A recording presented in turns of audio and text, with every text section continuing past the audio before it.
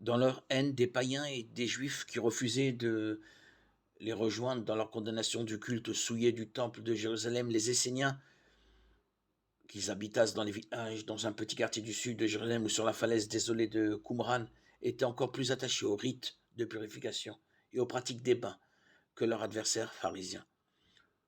Poussant la logique de la séparation à l'extrême, eux seuls se considéraient comme les parfaits, les fils de la lumière, dédaignant de fréquenter le temple depuis la déposition en 152 avant notre ère de Simon, fils d'Onias, de la lignée légitime de Sadoc, grand prêtre du temps de Salomon.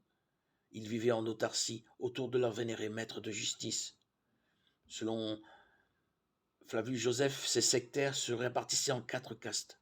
Si un membre de la caste supérieure touché par inadvertance à un inférieur, il lui fallait de toute urgence se laver.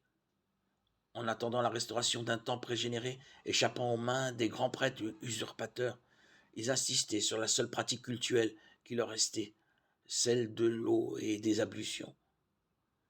Le baptême de Jean revêt une signification différente. C'est un rite purificateur et unificateur qui n'a aucun précédent dans le judaïsme.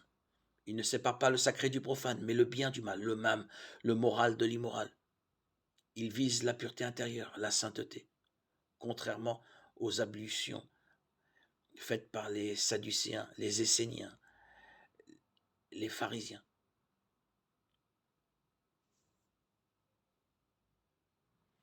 Le baptême se fait par immersion complète dans l'eau vive d'une source ou d'une rivière. Celui qui en sort ruisselant renaît, pareil à une nouvelle création divine, prêt à affronter les derniers jours proches. C'est un rite de passage d'incorporation dans une communauté eschatologique qui n'est plus tout à fait celle d'Israël.